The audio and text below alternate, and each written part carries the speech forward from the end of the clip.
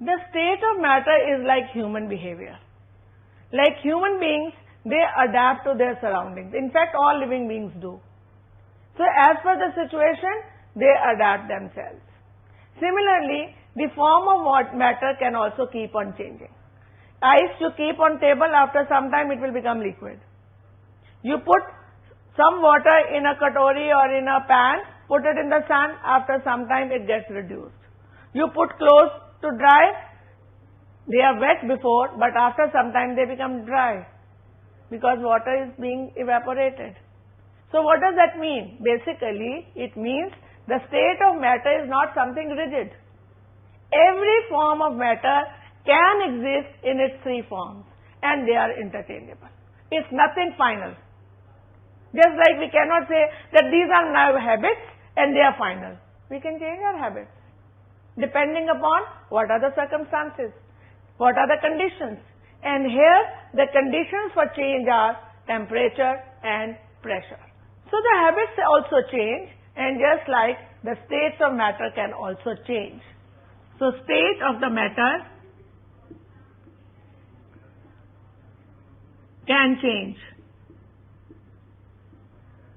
which means solid can change to liquid and liquid to gas. And not only that, gas can also change back to liquid and liquid back to solid. It all depends what kind of conditions are there. Now let's take a simple case of melting point. What is melting point?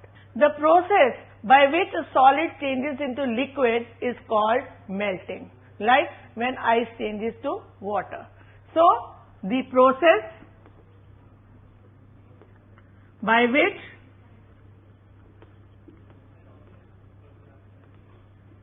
a solid changes to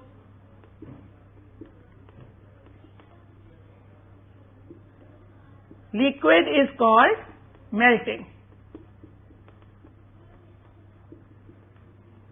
Now when does melting happen?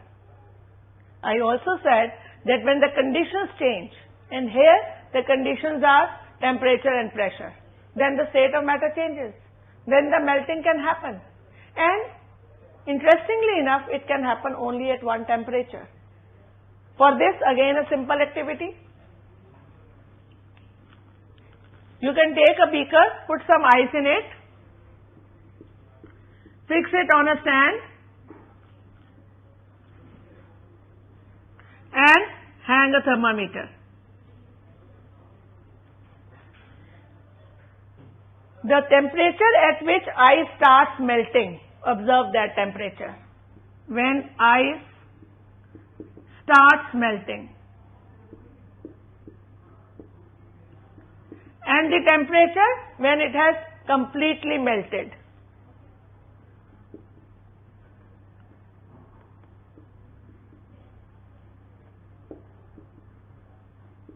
You will find that there is no change of temperature during this entire process.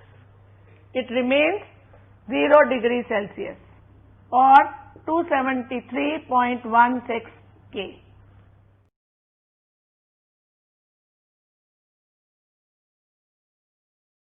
To make this process fast, we can even heat it. Even then, it remains same. The temperature of when ice starts melting and when it has completely melted, it remains same. But we were giving heat. So where did this heat go? That is one question. Second question is, what does this melting mean? Actually, it means changing solid to liquid. But what is the basic difference between solid and liquid? The force of attraction between the molecules. So obviously something happened by heating that the force of attraction reduced. The space increased. So solid became liquid. A very interesting thing came to my mind. Like you are very good friends, but another person tells you something against your friend.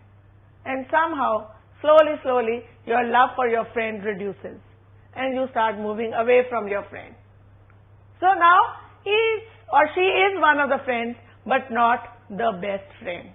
So what has happened? Something else has overpowered the force of attraction. That's exactly what happens in this case also.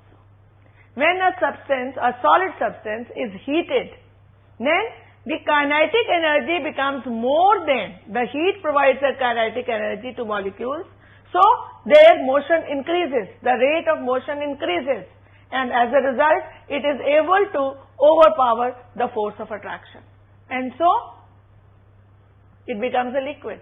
That's what is going to happen, or must have already started happening in your case, the adolescence. Initially when you are very small, the force of attraction for parents is very high. But then you go to outer world, you are influenced by outer things, by other friends, so your circle becomes wider.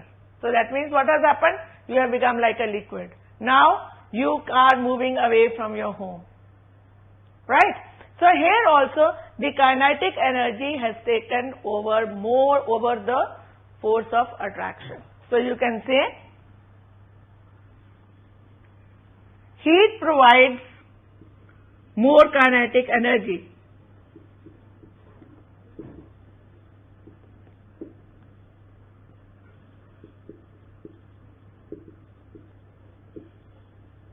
Which is able to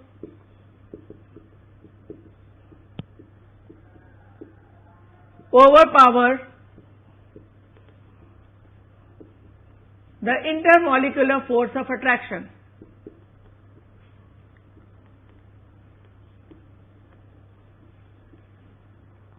Alright? This one can understand that heat was being utilized for giving kinetic energy, and that is why solid became to liquid. But during this entire process of melting, there was no increase in temperature.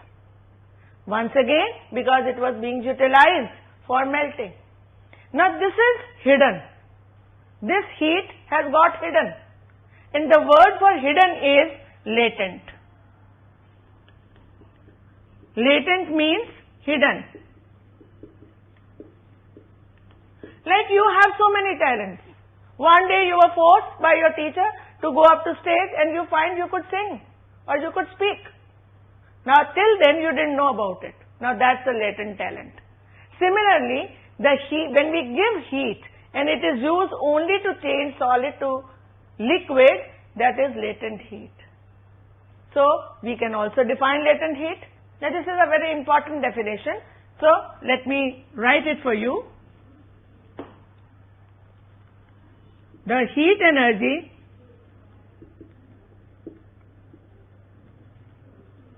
required to change 1 kilogram of a solid into a liquid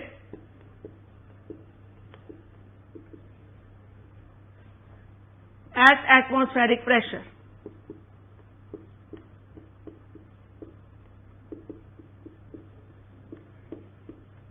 This is called latent heat of fusion.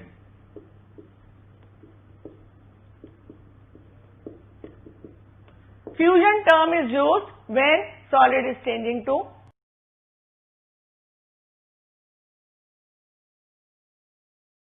So what happens when a liquid changes to gas? That's also change of state. Now in that case, we can say that the heat energy required to change 1 kilogram of a liquid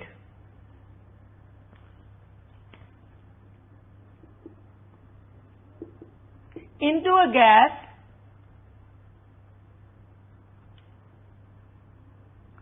at atmospheric pressure is called latent heat of vaporization.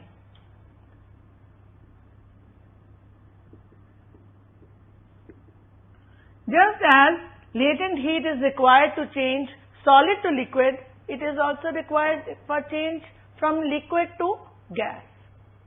Now the temperature at which a liquid boils, what is that called? That is called a boiling point.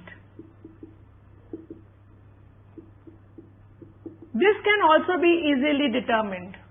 Like in the case of water, if you take water in a beaker and heat it, and also observe the temperature. The temperature at which water starts boiling is the boiling point. And in case of water, it is 100 degrees Celsius or 373 K. Now, the process by which a liquid changes to gas, that is called evaporation.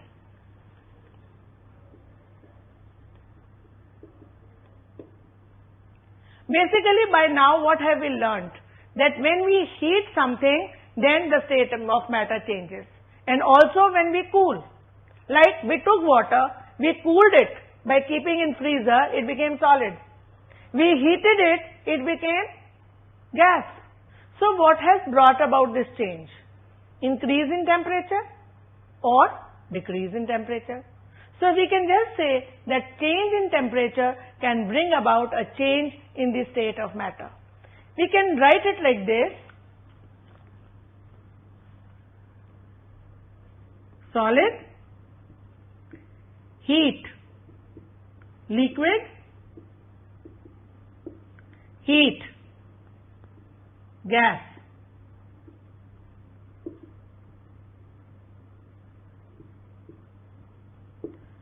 You cool it, gas changes to liquid. You further cool it, it changes to solid. So it is basically the temperature which determines the state of matter. Some substances, they can be liquid at room temperature also, like mercury. But others cannot be. So the boiling point and the melting point of a substance is variable. It is not same.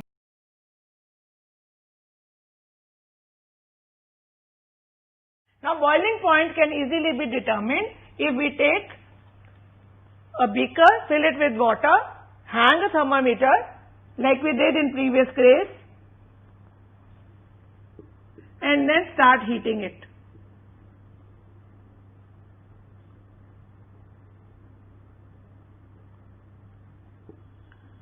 So the temperature at which it starts boiling is the boiling point. So you can write it, the temperature at which a liquid boils.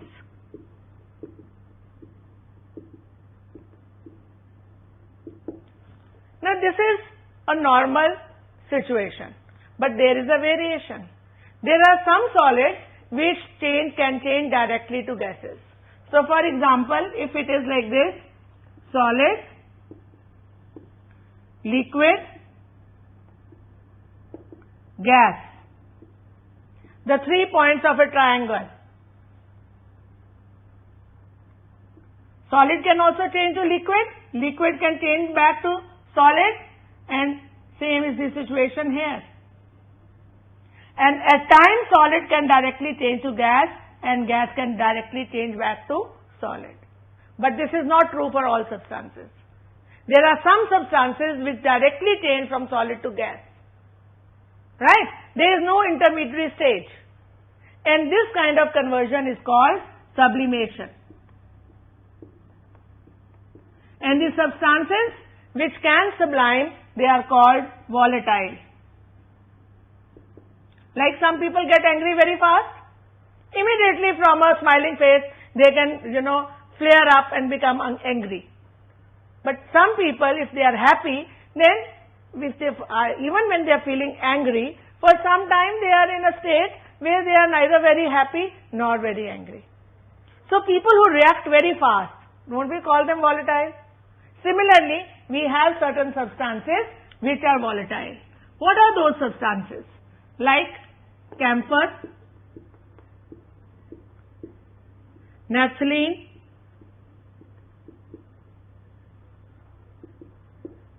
ammonium chloride,